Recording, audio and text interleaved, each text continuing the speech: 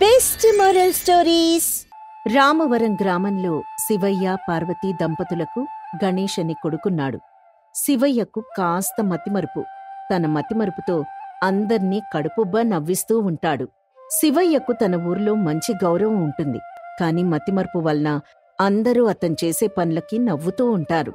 పార్వతి తెలివిగల గృహిణి. తన భర్త చేసే చిన్న చిన్న మతిమరుపు తప్పుల్ని సరిదిద్దుతూ వస్తుంది.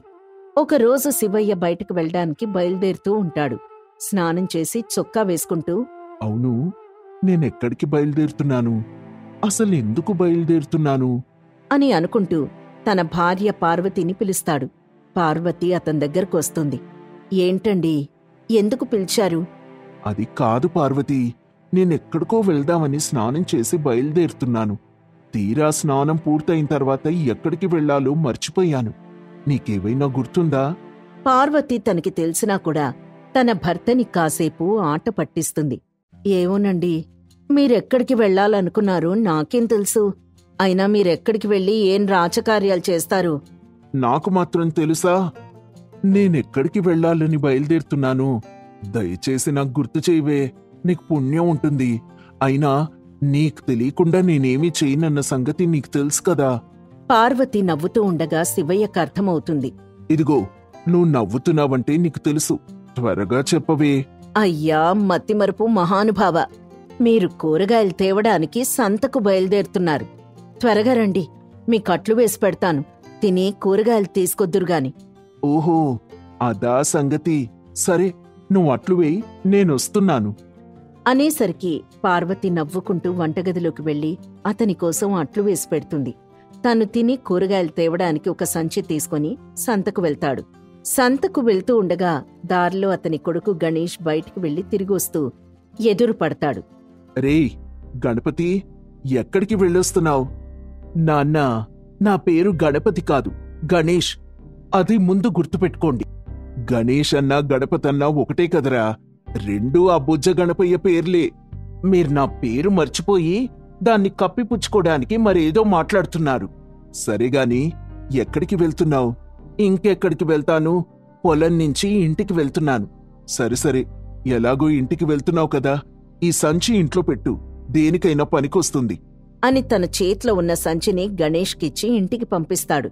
శివయ్య నడుచుకుంటూ సంతలోకెళ్ళి, అవును, నేనిక్కడికి ఎందుకొచ్చాను అని ఆలోచిస్తూ ఉండగా వెంకన్న అతని దగ్గరకొస్తాడు.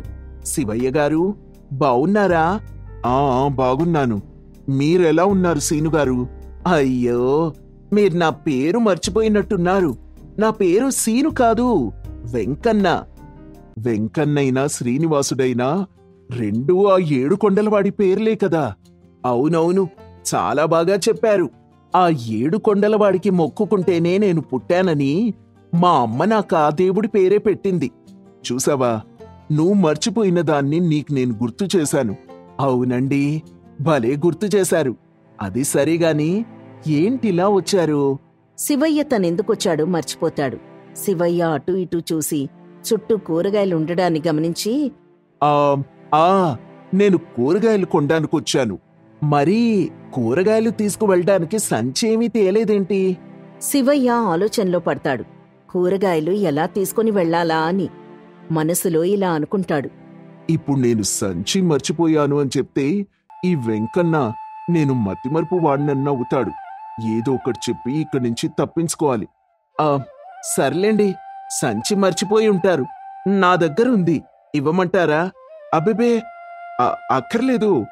నేను కాలక్షేపానికి ఇటువైపు నడుచుకుంటూ వచ్చాను, కూరగాయల కోసం కాదు. సర్లే, నువ్వు పనిలో ఉన్నట్టున్నావు, నేను మళ్ళీ కలుస్తాను అని చెప్పి అక్కడ్నించి జారుకుంటాడు. కాస్త ముందుకొచ్చేసరికి అసలతను అక్కడికి ఎందుకొచ్చాడన్న సంగతి మర్చిపోయి తిరిగి నడుచుకుంటూ ఇంటికొచ్చేస్తాడు. ఇంట్లోకొస్తూనే, పార్వతీ, ఆకలిగా ఉంది, భోజనం పెట్టు అనేసరికి పక్కింటి తాయారమ్మ అతని దగ్గరకొచ్చి, ఏంటి శివయ్య, మా ఇంట్లోకొచ్చి భోజనం వడ్డించమని అడుగుతున్నావు? అదేంటి, ఇది మా ఇల్లేగా, మీరున్నారేంటి మా ఇంట్లో? అయ్యో శివయ్య, రాను నీ మతిమరుపు మరీ ఎక్కువైపోతోంది. నువ్వు మా ఇంటికొచ్చావు, సరిగ్గా చూసుకో. లేదండి, నేను మా ఇంటికే వచ్చాను. మీరే మా ఇంట్లో ఉన్నారు. అని శివయ్య తాయారమ్మతో వాదిస్తాడు. తాయారమ్మకి ఏం చేయాలో తెలియక పార్వతిని పిలుస్తుంది. పార్వతి అక్కడికొచ్చి, ఏవండి, రాను రాను మీ మతిమరుపుతో వేగలేకపోతున్నాను. ఇది మనిల్లు కాదు, మన పక్కింటి తాయారమ్మగారిల్లు. అదేంటి, వాళ్ళు మన ఇంట్లోకి ఎప్పుడొచ్చారు? వాళ్ళు మనింట్లోకి రావడం కాదు, మీరే వాళ్ళింట్లోకొచ్చి హడావిడి చేస్తున్నారు. ముందు పదండి, మన ఇంటికి వెళ్దాం అని చెప్పి తాయారమ్మతో, వదినా, ఆయన సంగతి తెలిసిందే కదా, ఏమీ అనుకోకండి. అయ్యో పార్వతి, నువ్వు అంతలా చెప్పాలా? శివయ్య గురించి నాకు తెలీదు అని ఇద్దరూ నవ్వుకుంటారు. తర్వాత అక్కడ్నుంచి శివయ్యని తీసుకుని పార్వతి ఇంటికొస్తుంది. ఇంటికొచ్చిన తర్వాత, మీరెక్కడికి వెళ్లకుండా ఇంట్లోనే ఉండండి. ఇలా మీ మతిమరుపుతో ఎక్కడికి పడితే అక్కడికి వెళ్ళిపోతున్నారు. అయినా మీరు కూరగాయలు తేవడానికి సంతకి వెళ్లారు కదా, కూరగాయలేవి? కూరగాయలా? కూరగాయలేంటి? అదండి సంగతి. అసలెక్కడికి వెళ్లారో ఎందుకెళ్లారో కూడా మర్చిపోయారన్నమాట. నువ్వు ప్రతిసారి మర్చిపోయారు అంటే అసలు ఆ మర్చిపోవడాన్ని మర్చిపోతాను, జాగ్రత్త. అది జరిగే పని కాదులేండి. ఇంతలో అక్కడికి గణేష్ వస్తాడు. ఏంటమ్మా, మీరింకా గొడవ పడుతూనే ఉన్నారు? నేను గొడవ పట్టమేంట్రా, మీ నాన్నతో వేగలేకపోతున్నాను. కూరగాయలు తెమ్మని సంతకు పంపిస్తే తీసుకురాకుండా పక్కింటి తాయారమ్మ ఇంట్లో దూరి భోజనం పెట్టమని గొడవ చేస్తున్నారు. ఏంటన్నా ఇది? మీకు రాను రాను మతిమరుపు ఎక్కువైపోతోంది. ఇదిగో, ఇంకొకసారి మతిమరుపు అన్నావంటే ఊరుకోని చెప్తున్నా. మరి మిమ్మల్ని కూరగాయలకి పంపిస్తే ఎందుకు తీసుకురాలేదు? కూరగాయలు తేవాలంటే సంచి ఉండాలి కదా, సంచి లేకుండా కూరగాయలు ఎలా తెస్తాను? మరి ఇందాక దారిలో కలిసి నాకు సంచి ఎందుకు తిరిగిచ్చేశారు? నేను నీకు సంచి తిరిగిచ్చేశానా? ఎప్పుడు?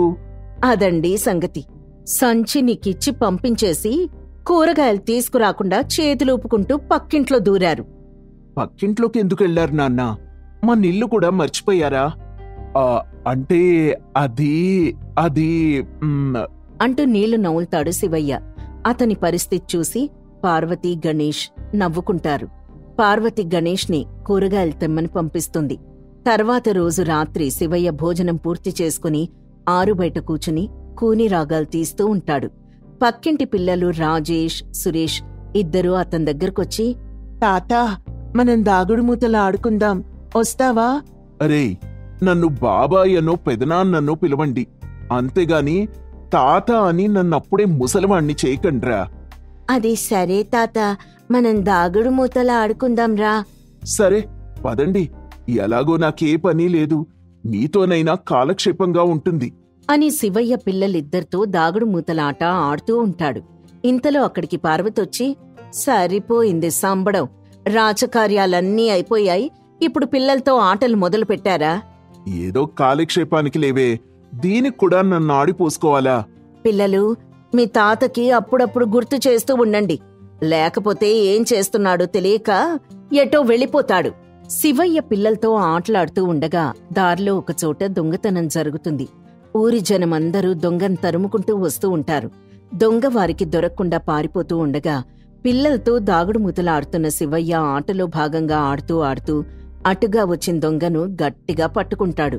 దొంగని గట్టిగా పట్టుకుని, పట్టేసుకున్నా, దొంగని పట్టేసుకున్నా అని కేకలు వేస్తాడు.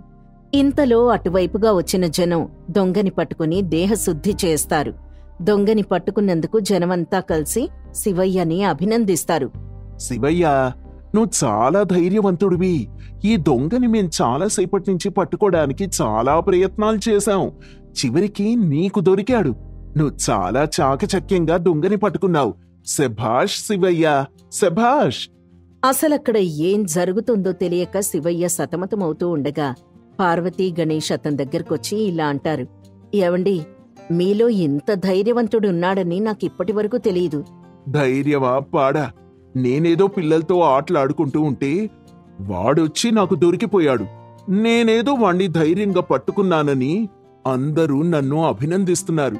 ఆ విషయం మాకు తెలుసు కాని ఈ రోజు మీకు తెలియకుండానే మీరొక మంచి పని చేశారు. మీ మతిమరుపు కూడా మీకు తోడై అందరూ మిమ్మల్ని అభినందించేలా చేసింది. అవునమ్మా, ఈ రోజుతో నాన్న మన ఊరికి మొనగాళ్లా మారిపోయారు. అని గణేష్ పార్వతి శివయ్యని పొగడ్తలతో ముంచేస్తూ విరగబడి నవ్వుకుంటారు. శివయ్య కూడా తను చేసిన దానికి ఆనందంగా నవ్వుతూ ఉంటాడు. కొన్నిసార్లు మనలో లోపం కూడా మనకు మంచి చేస్తుంది.